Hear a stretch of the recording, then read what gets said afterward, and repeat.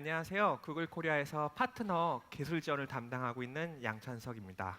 오늘은 이제 그 안드로이드 P 관련돼서 P의 그 주요 기능들 관련돼서 개발자분들이 알고 계셔야 될 부분에 대해서 간단히 말씀드릴 건데요.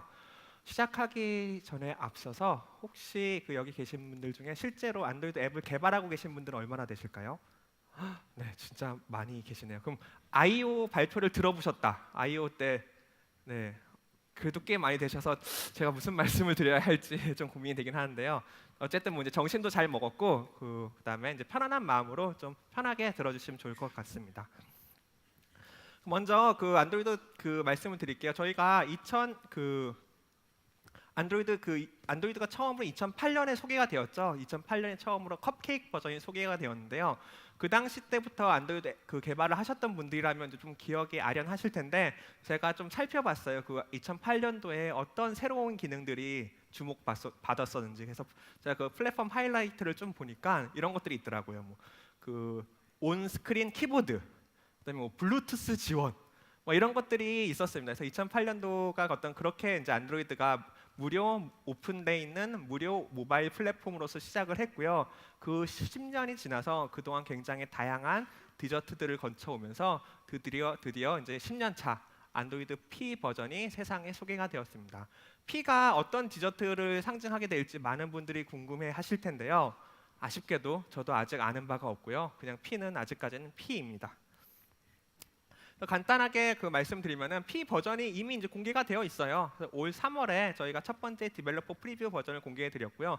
그 버전은 사실 그 실제로 사용하시라고 만든 건 아니죠. 그래서 사용해 보시면 굉장히 이제 여러 가지 이제 문제들이 많이 있었는데 저희가 이제 지난 I.O. 때 첫 번째 그 베타 버전을 출시를 하고 그다음에 최근에 6월 초에 DP3 버전, 베타 2 버전을 출시를 했고요.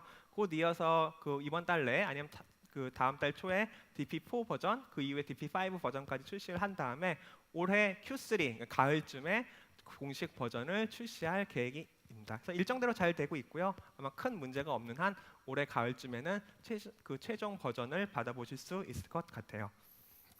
그러면은 뭐 안드로이드 P 말씀드렸는데 10주년 기존의 어떤 다양한 업데이트를 뒤로 하고 이번 안드로이드 P 버전에서 가장 하이라이트 되는 부분은 뭐냐? 말씀드리면요. 저희 뭐 다른 구글의 제품들이 다 그렇지만 저희가 요즘 최고의 화두는 회사 차원에서 그 전체적인 화두는 머신러닝, AI 기술을 활용해서 어떻게 우리 제품을 더 낫게 만들고 어떻게 사용자에게 더 큰 베네핏을 제공할 수 있을까에 대한 부분이에요. 그래서 안드로이드도 마찬가지이고요. 그래서 안드로이드 P 부분에서 안드로이드 P에서 소개된 굉장히 다양한 기능들이 잘 살펴보시면은 머신러닝 기능을 이용해서 어떻게 그 디바이스의 성능을 더 높이고 어떻게 사용자에게 더 편리한 경험을 제공할 수 있을까에 대한 내용이 많이 있고요. 그래서 더 나아가서 그 머신러닝의 기술이 계속 발전하게 되잖아요. 지금까지도 굉장히 머신러닝이 괄목할 만한 그 성장을 이루었지만 앞으로 더 많은 것들이 기대되고 앞으로 머신러닝의 성능은 그 머신러닝의 어떤 그 성능은 더욱 더 좋아질 것으로 저희가 예상을 하고 있습니다. 이런 과정에서 앞으로 머신러닝의 성능이 향상될수록 디바이스의 성능도 더 향상되고 사용자의 경험도 더 향상될 수 있는 그런 그런 어떤 파운데이션을 쌓는데 저희가 이번 안드로이드 P에 많은 신경을 쓰고 투자를 했어요. 그런 차원에서 몇 가지 주요 기능을 살펴보도록 하겠습니다. 말씀드릴 게 크게 세 가지예요. 그 어댑티브 배터리랑 어댑티브 액션, 그다음에 이제 슬라이스인데요. 어댑티브 액션과 슬라이스는 어떻게 한 꼭지로 말씀드리게 될 것 같고요. 크게 말씀드리면은 어댑티브 배터리, 그다음에 액션스가 될 텐데 그 두 가지 문제를 풀기 위한 거죠. 첫 번째는 어댑티브 배터리는 머신러닝을 활용해서 디바이스의 성능을 높여보겠다라는 차원의 어떤 프로젝트라고 보시면 될 것 같고요. 어댑티브 액션스는 머신러닝을 활용해서 사용자가 더 편리하게 그 자기가 하고 싶은 일을 할 수 있도록 하겠다. 저도 사용자에게 더 나은 경험을 제공하겠다라는 차원에서 시작된 프로젝트라고 보시면 될 것 같습니다. 먼저 그럼 어댑티브 배터리부터 말씀을 드릴게요. 어댑티브 배터리가 저희가 소개가 됐는데 뭐 기본적으로는 그 개발자분들은 다 아실 거예요. 저희가 구글이 안드로이드 팀이 끊임없이 작년 그 롤리팝 때부터 개발자분들을 이제 괴롭혀 왔습니다. 그 배터리 사용량이 너무나 중요한 이슈이기 때문에 또 항상 모든 사용자들이 가장 폰에서 원하는 거예요. 더 나은 배터리.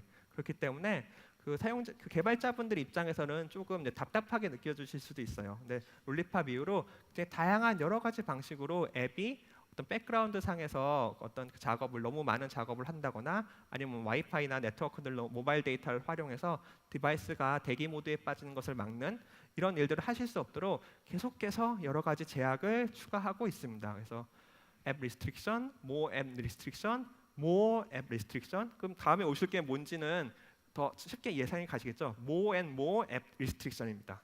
그래서 저희가 크게 개발자 차원에서 어떤 디바이스 이 리스트릭션 관련돼서 신경 쓰셔야 될 게 크게 세 가지 단계가 있는데요.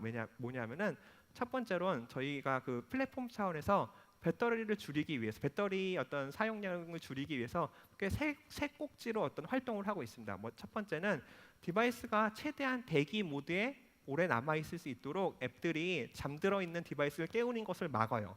그게 이제 도즈라고 할 수 있겠죠. 이미 저번에 이제 이전 안드로이드 버전에서 소개됐던 것이고요. 두 번째는 사용자가 내가 더 배터리가 필요해라고 생각했을 때 그런 것들을 할 수 있도록 그 어떤 명시적인 어떤 기능으로서 배터리 세이버 기능을 제공하고 있습니다. 여기서 추가로 안드로이드 P에서 새롭게 추가된 거는요.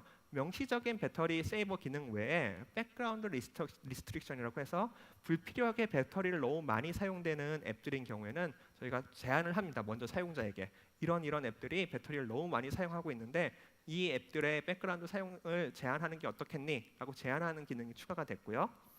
또 한 가지는 이제 지금까지는 없었던 건데 그 사용자가 앱을 앱 스탠바이라는 형태로 아주 그 기초적인 내용으로 있었긴 했죠. 그러니까 사용자가 앱을 얼마나 많이 사용하는가, 어떤 앱을 얼마나 많이 사용하는가가 굉장히 중요해요. 그래서 사용자가 많이 좋아하는 앱들은 배터리를 좀 많이 사용해도 되는 거고 자주 사용하지 않는 앱은 사실 배터리를 많이 사용하면 안 되잖아요. 그런 차원에서 저희가 할 수 있는 일들이 무엇이 있을까라는 차원에서 고민한 결과 앱 스탠바이 버켓이라는 개념이 등장하게 되었습니다. 그래서 결국 말씀드리면은 안드로이드 P에서 추가된 배터리 관련된 제약 조건은 두 가지예요. 앱 스탠바이 버켓과 백그라운드 리스트릭션 각각이 무엇인지 조금 더 자세히 설명드릴게요. 앱 스탠바이 버켓은 개념은 굉장히 간단해요. 앱들을요 4가지 큰 버켓으로 나누어 관리를 합니다. 액티브 버켓, 워킹 셋 버켓, 프리퀀트 버켓, 레어 버켓. 4개로 나눠서 관리를 하고요. 당연히 그 액티브 버켓인 경우에는 사용자가 지금 쓰고 있는 앱들이에요. 아니면 최소한 수분 내에 쓸 것으로 예측되는 앱들입니다. 이런 앱들은 배터리 해야 될 일을 다 할 수 있도록 저희가 배터리에 대해서 특별한 제약을 걸지 않고요. 그 다른 셋들 같은 경우에는 점차 사용자가 덜 사용할 것 같은 앱들이 그 워킹 셋이나 프리퀀트 셋, 레어 셋에 들어가게 되는데 이렇게 사용자가 지금 당장 사용하지 않을 앱들에 대해서는 더 많은 제약을 걸게 됩니다. 그래서 그럼 어떤 제약이 걸리느냐? 꽤 강력한 제약이 걸리겠죠. more and more restriction이니까 여러 가지 이제 그 저희 개발자 문서를 보시면 더 자세히 살펴보실 수 있을 거예요. 그런데 이제 중요한 게 뭐냐 하면은 그 첫 번째로는 그 레어 버켓에 들어가게 되면은 네트워크 사용 자체가 이제 백그라운드 상에서 네트워크 사용 자체가 막히고요. 더 중요하게는 지금까지 이 부분에선 특별한 제약이 없었는데 하이 프라이어티 FCM을 받는데도 제약이 걸립니다. 이게 제약이 걸린다는 게 하이 프라이어티 FCM을 아예 못 받게 된다는 게 아니고요. 아무리 여러분들이 서버단에서 하이 프라이어티 FCM으로 메시지를 보내신다 하더라도 그 레어셋에 걸려 있는 앱들 같은 경우에는 일정 빈도가 넘어가게 되면은 너무 자주 하이 프라이어티 FCM을 보내시게 되면은 그 이후부터는 노멀 프라이어티의 그 메시지로 저희가 처리를 하게 돼요.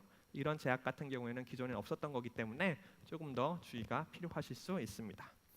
그럼 그다음에 또 한 가지 이제 재밌는 게 그 백그라운드 리스트릭션인데 그 백그라운드 리스트릭션 같은 경우에는 이런 거예요. 그래서 지금까지 그 배터리 세이버 기능이 있었는데 그건 이제 전체 디바이스에 대한 부분이었잖아요. 근데 전체 디바이스에 대한 부분이 아니라 사용자들이 사용하고 있는 앱들 중에 일반적인 비슷한 일을 하는 다른 앱들 대비 너무 배터리를 낭비하는 앱들이 있을 수가 있어요. 제가 그런 앱들 같은 경우는 이제 배드 비헤이비어, 나쁜 행동, 악의적 행동 혹은 나쁜 행동을 하는 이제 앱들이라고 하는데 이런 앱들이 있는 경우에는 그런 앱들을 사용자에게 먼저 얘기를 합니다. 이런 앱들이 지금 배터리를 너무 낭비하고 있는 것 같아. 얘 백그라운드 사용을 제한하지 않을래? 라고 하면은 사용자가 그 기능을 킬 수가 있죠. 이 기능을 키면은 이건 굉장히 강력해요. 왜냐하면 사용자가 명시적으로 선택한 거기 때문에 이 기능을 키면은 정말 백그라운드에서 하실 수 있는 일이 거의 없어진다고 보면 될 것 같아요. 왜냐하면은 이런 기능이 켜진 앱들이 어떤 일을 할 수 있는지를 말씀드리는 게 더 빠르거든요. 그러니까 사용자가 말씀드리자면은 사용자가 백그라운드 리스트릭션을 켜도 사용자가 그 앱을 실행시킬 수는 있어요. 앱 아이콘을 눌러서 실행은 돼야 되겠죠. 근데 그 알람이나 잡이나 네트워크 작업들이 백그라운드에서 일어나는 모든 작업들이 다 안 됩니다. 심지어 포그라운드 서비스도 돌릴 수가 없어요. 이거 아주 강력하죠. 그다음에 다만 이제 사용자는 언제든지 해당 앱이 갖고 있는 제약을 명시적으로 다시 해제할 수가 있게 됩니다. 그럼 이때 이제 문제가 되는 게 그 bad behavior라고 했는데, 그럼 그 사용자 내 앱이 다른 앱 대비 아니면 그 안드로이드 플랫폼 차원에서 에코시스템 차원에서 그 권장하는 것 대비 배터리를 얼마나 잘 사용하고 있는지를 어떻게 알 수 있느냐? 네, 저희가 이미 그런 데이터를 작년부터 계속 제공해드리고 있었죠. 그래서 저희가 안드로이드 바이탈이라고 하는데요. 플레이 콘솔에 가보시면은 안드로이드 바이탈 섹션이 있어요. 거기 보시면 여러 가지 앱의 주요 성능 지표들을 확인하실 수가 있는데요. 뭐 크래시 레이스라던가 ANR 레이트, 그 외에는 배터리 관련해서 굉장히 중요한 두 가지가 있습니다. 뭐냐면은 엑서시브 웨이크 업스랑 그다음에 스톡 파셜 웨이크 락인데, 그 기본적인 원칙은요. 첫 번째 원칙은 그 안드로이드 플랫폼 상에서 배터리 사용량을 늘리기 위해서는 하여간 디바이스가 잠을 자야 돼요. 디바이스가 하여간 대기 모드에 오래 남아 있어야지 배터리를 절약할 수 있지, 디바이스가 깨어나서 뭘 일을 하면은 뭘 해도 배터리 사용량을 줄이기가 쉽지 않습니다.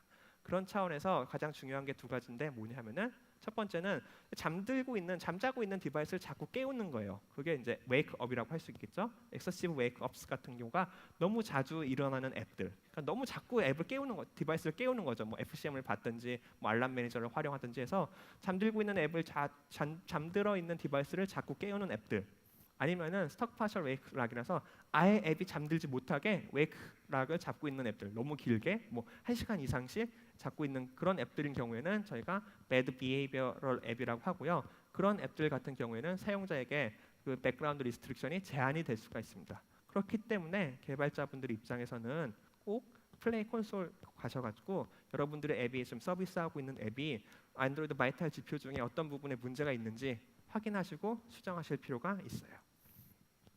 그 다음으로 이제 말씀드릴 게 앱 액션스랑 슬라이스인데요. 그 뭐냐면은 그 결국 사용자가 어떤 일을 하고자 했을 때 그 일을 더 쉽게 해주기 위한 거예요. 그래서 저희가 안드로이드 앱이 굉장히 많죠. 굉장히 많고 안드로이드 앱을 통해서 할 수 있는 일들도 굉장히 많이 있습니다. 안드로이드 앱을 통해서 할 수 있는 일도 많이 있는데요. 그 앱을 그런 기능들을 수행하기 위해서는 지금까지는 어쨌든 사용자들이 저 많은 앱들 중에서 원하는 앱을 찾아서 실행시켜서 그 기능을 수행을 했어야 됐어요.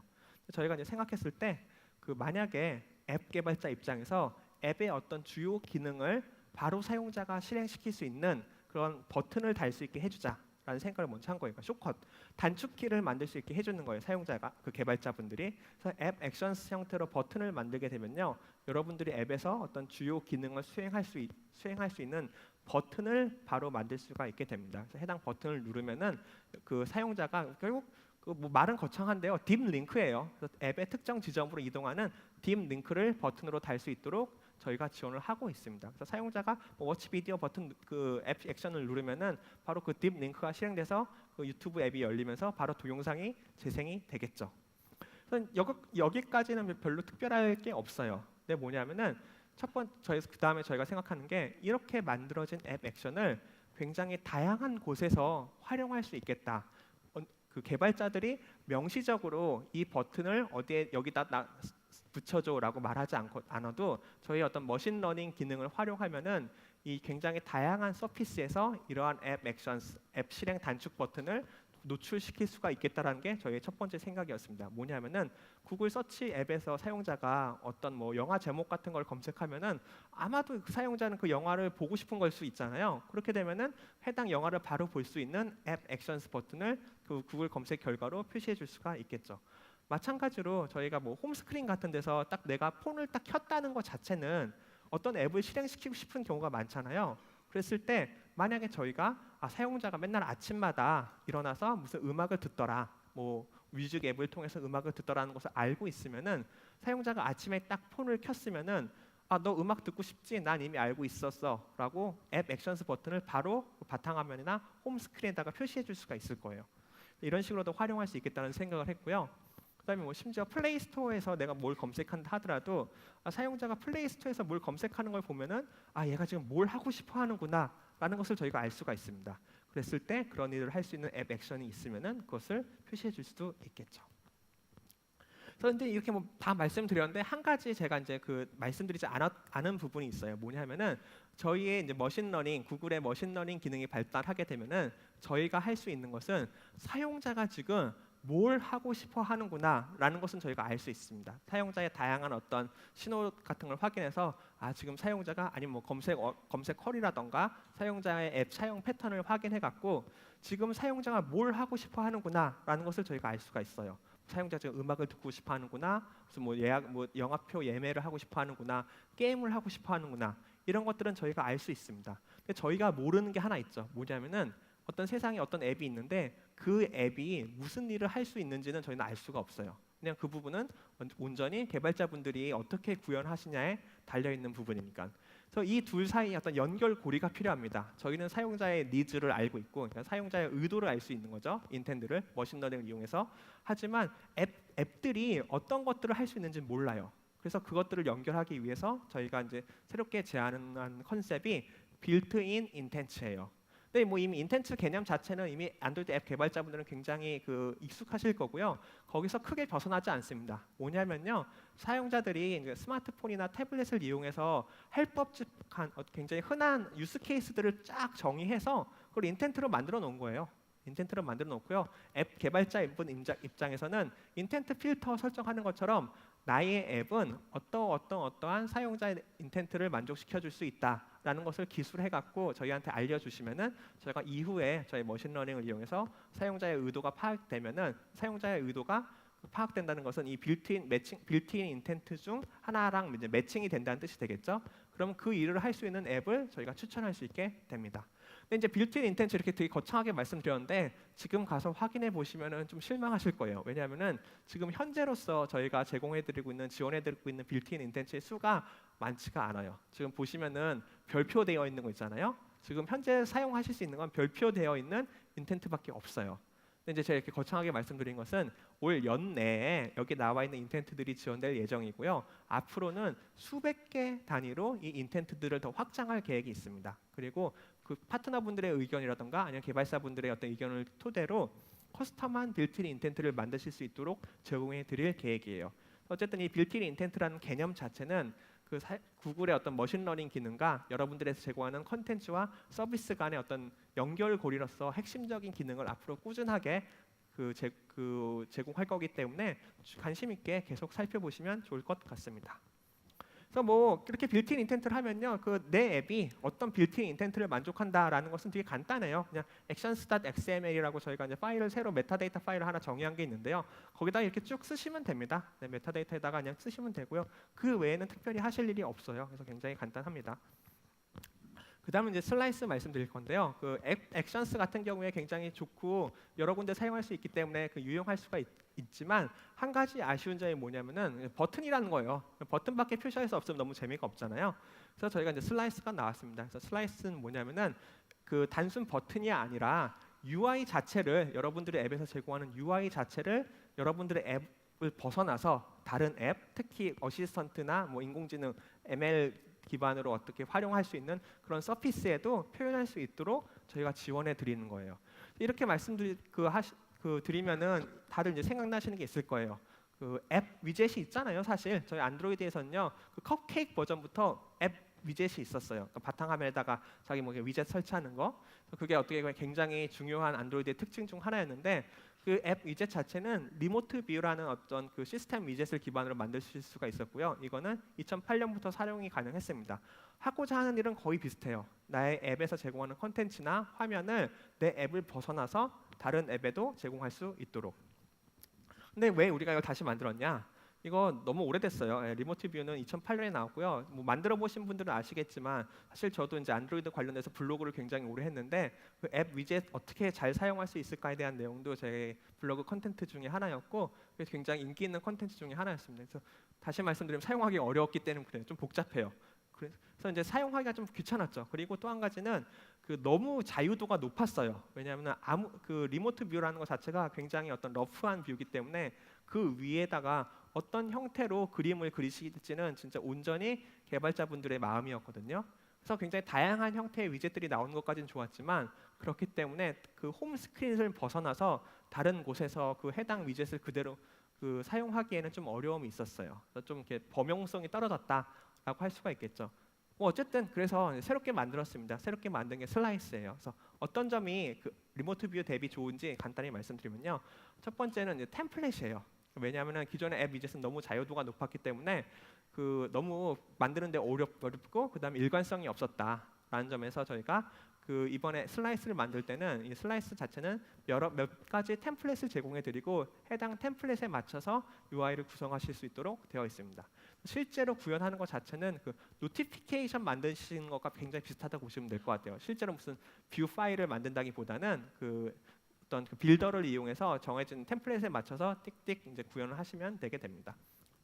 그와 동시에 그 앱 위젯으로는 어떤 그 인터랙티브한 UI 요소를 구현하기가 좀 귀찮았어요. 다 브로드캐스트 기반으로 막 왔다 갔다 했어야 되니까. 근데 그런 것들을 굉장히 쉽게 하실 수 있도록 그다음에 굉장히 풍부한 인터랙티브 UI 엘리멘트를 같이 제공하고 있습니다. 뭐 버튼, 뭐 토글 버튼, 그다음에 뭐 그 슬라이드 바 등등, 뭐 체크박스 등등 그 대표적인 UI 요소들을 다 그 제공하고 템플릿 형태로 제공하고 있기 때문에요. 굉장히 풍부한 유저 인터랙션을 구현하실 수가 있어요. 마지막으로 가장 중요한 건데요. 이게 이제 플랫폼 차원에서 지원되는 게 아니고요. 저희 서포트 라이브러리에 포함이 되어 있어요. 그러니까 그렇게 되면 이제 크게 두 가지 장점이 생기는데요. 먼저 그 지원되는 API 레벨 자체가 하위 버전의 안드로이드도 사용하실 수 있게 되어 있고요. 네, 두 번째는 만약에 새로운 기능을 추가해야 된다거나 아니면 버그가 발견된 경우에는 시스템을 뭐 전체로 다음 버전을 기다리는 게 아니라 저희 그 서포트 라이브러리만 업데이트하는 형태로 계속해서 최신의 기능을 여러분들께 제공해 드릴 수 있게 됩니다. 이렇게 여러 가지 장점이 많이 있어요. 그래서 그럼 어떻게 만들면 되느냐? 뭐 기본적으로 외부에서 가져다 쓰는 UI잖아요. 그래서 저희가 안드로이드 플랫폼 창에서 외부에서 그런 다른 앱의 데이터를 가져갈 때 흔하게 사용하는 방법이 컨텐트 프로바이더입니다. 그래서 그 슬라이스 같은 경우에도요. 여러분들이 슬라이스를 제공하게 되면은 슬라이스 프로바이더라는 것을 만드셔야 되고요. 그 다음에 실제로 슬라이스를 만드실 때는 앞서 말씀드렸던 것처럼 노티피케이션하고 비슷해요. 이런 식으로 빌더를 이용해서 빌더에다가 하나씩 뭐 애드 로우, 뭐 애드 그리드, 뭐 셋 타이틀 하는 식으로 템플릿에 맞춰서 만드시면 됩니다. 어렵진 않으실 거예요. 현재로서 지금 사용하실 수 있고요. 네, 그 한번 테스트 해보시면 좋을 것 같습니다. 그래서 그 쭉 말씀드렸던 것처럼 이 슬라이스랑 액션스 두 개가 결합이 되게 되면은 더 좋은 사용자 경험을 제공할 수가 있어요. 왜냐하면은 액션스는 사용자가 저의 구글 머신러닝을 이용해서 사용자의 어떤 의도가 파악이 됐어요. 이 사용자는 지금 택시를 예약하고 싶어하는구나, 자동차 카쉐어링을 하고 싶어하는구나라는 것을 알게 되면은 저희가 해당 인텐트를 만족시켜주는 앱을 딱 찾겠죠. 여기에 리프트라는 앱이 있네. 그리고 그 리프트라는 앱이 슬라이스를 제공하고 있는 거예요. 그러면은 이 리프트라는 앱에서 그 카쉐어링을 할 수 있는 그 자동차를 호출하기 위한 슬라이스를 제공하고 있구나. 라는 것까지 알게 되면은 그냥 사용자에게 바로 그 슬라이스를 표시해 주면 됩니다. 그럼 사용자는 예를 들자면 구글 어시스턴트 상에다가 나 그 카쉐어링 좀 부탁해라고 하면은 바로 어시스턴트 상에서 그 리프트 앱이 제공하는 이 슬라이스가 뜨겠죠. 그럼 사용자는 바로 그 리프트 그 슬라이스 상에서 버튼을 눌러서 자기가 뭐 흔하게 사용하고 있던 그 어떤 뭐 자동차 카쉐어링을 자동차를 예약할 수가 있게 돼요. 실제로 앱에 진입할 필요도 없이 그렇기 때문에 그러면서도 실제 어떤 비즈니스 로직은 리프트 앱 단에서 동작하기 때문에 앱 개발자분들의 입장에서도 더 쉽게 사용자를 만날 수가 있는 거고 사용자 입장에서도 더 쉽게 그 자신이 원하는 바를 이룰 수 있기 때문에 저희가 머신러닝을 이용해서 앱 개발자분들과 사용자 모두에게 더 나은 경험을 제공할 수 있는 어떤 좋은 에코시스템을 갖출 수 있지 않을까 그런 차원에서 이제 빌트인 인텐트, 액션스, 그다음에 슬라이스가 굉장히 중요한 어떤 컴포넌트로서 앞으로 향후 계속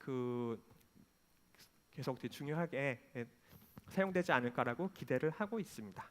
모든 게 근데 다 잘 아시겠지만 그 서드 파티 여러분들이 적극적으로 활용해 주셔야지만 가능한 일이 되겠죠.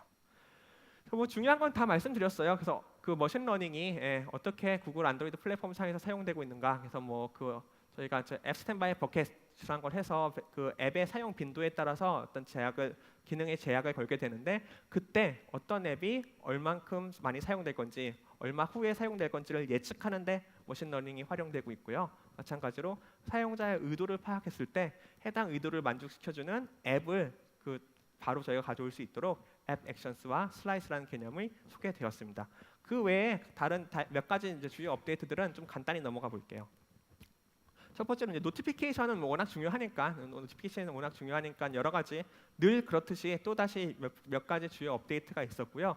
이번에 저희가 중요하게 생각했던 것은 노티피케이션 중에서도 특히 그 메시징 스타일, 그러니까 뭐 대화 주고받는 노티피케이션이 가장 중요하더라, 이런 피드백을 많이 받아서 그 부분 관련해서 여러 가지 기능이 추가되었습니다. 가장 중요한 것은 그 이미지를 바로 노티피케이션에다 붙이실 수 있게 된 거예요. 그 다음에 뭔가 그 people to people 어떤 대화 관련된 노티피케이션 같은 경우에는 메시징 스타일로 셋업을 해두시면은 저희가 조금 더 많은 공간을 확보해드리고 더 자연스러운 애니메이션을 적용해드는 등등의 여러 가지 이제 추가 효과를 드리고 있습니다.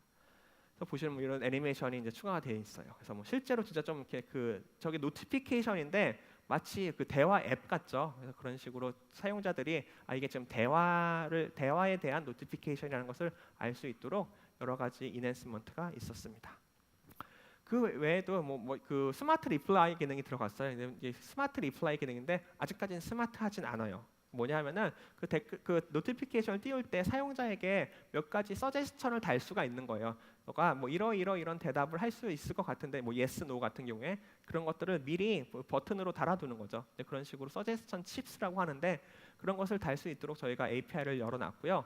근데 이제 두 가지 중요한 점이 있는데 첫 번째는 이 기능 자체는 그 안드로이드 웨어에서 온 거예요. 안드로이드 웨어에서 굉장히 잘 사용되고 있던 기능인데 이제 이게 폰 타블렛으로 오면서 단순히 메시징 스타일 노티피케이션뿐만 아니라 그 외에 어떤 형태의 노티피케이션에서도 다 사용하실 수 있는 기능이고요. 어떻게 사용하실 수 있을지는 여러분들이 더 이제 많이 고민해 보셔야 될 것 같아요.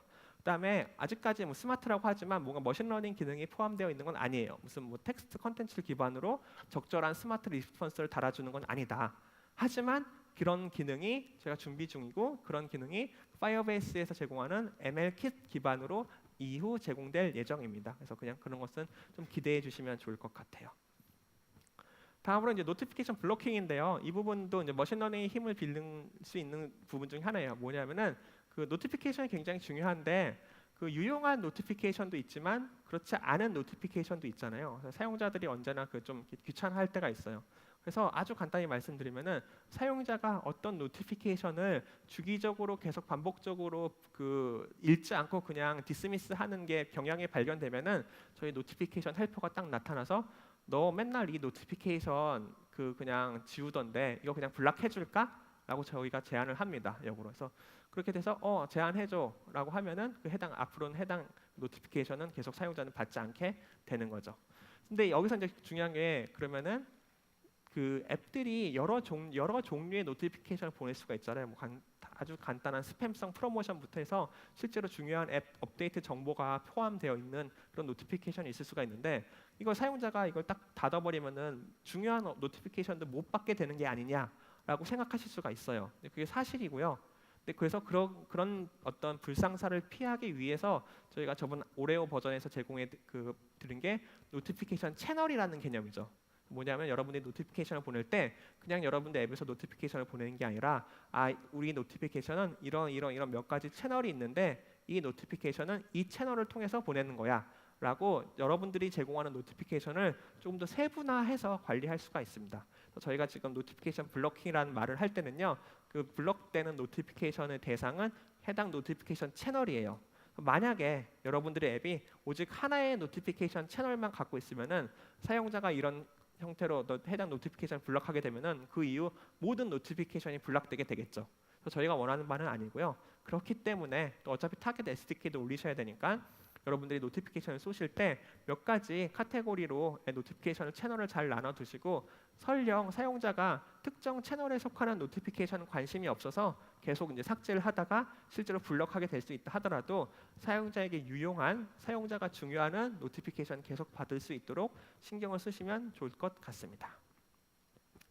그다음에 이제 중요한 호환성 관련돼서 좀 주의 깊게 살펴보셔야 될 내용 몇 가지 살펴드릴게요. 그래서 첫 번째로 이제 디스플레이 컷아웃이 있는데요.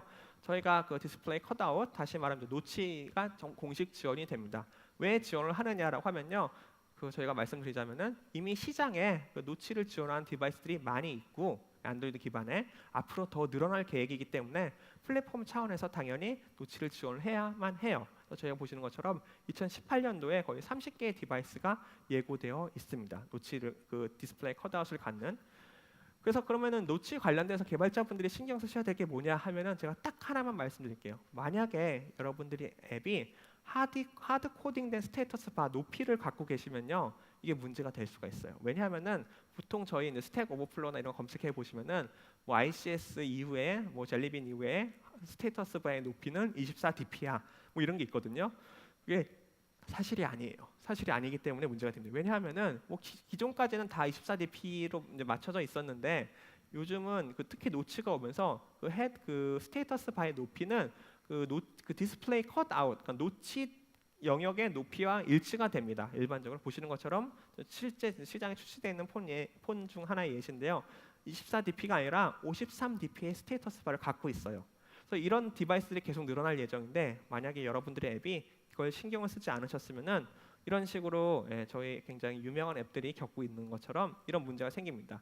스테이터스 바의 영역을 침범하거나 역으로 아니면 그 반대로 그 아래 이제 덮이게 되는 거죠. 왜냐하면 24dp의 어떤 하드 코딩된 스테이터스 바를 그 어떤 그 전제를 했었기 때문에 그 컨텐츠의 영역이 올바르게 표시되지 않을 수가 있습니다. 그래서 이런 것들을 피하기 위해서 혹시라도 여러분들이 스테이터스 바의 높이를 하드 코딩해서 쓰고 계시면요, 그러시면 안 된다라는 말씀을 드리고요. 그러면 기본적으로 이런 상황에서 그 노치가 있으면은 앱이 어떻게 동작하게 되느냐라고 간단히 말씀드리면요, 그 레귤러 액티비티, 일반적인 액티비티 같은 경우에는요, 그 이제 녹색으로 표시된 게 현재 해당 앱이 사용할 수 있는 윈도우 영역을 제가 그려놓은 거거든요. 전체 화면을 다 사용하게 돼요. 전체 화면을 다 사용하게 되고, 뭐 머티리얼 디자인의 앱바라던가 이런 것들을 저희 시스템에서 제공하는, 특히 서포트 라이브러리에서 제공하는 위젯들을 사용하게 되시면요, 그 스테이터스 바의 영역에 맞춰서 자동으로 앱 바의 높이가 조절이 됩니다. 그렇기 때문에 기존 앱 개발하셨던 분들은 일반적인 액티비티는 하드 코딩된 어떤 스테이터스 바 높이만 갖고 계시지 않으면은 전혀 문제 없이 동작을 하게 돼요.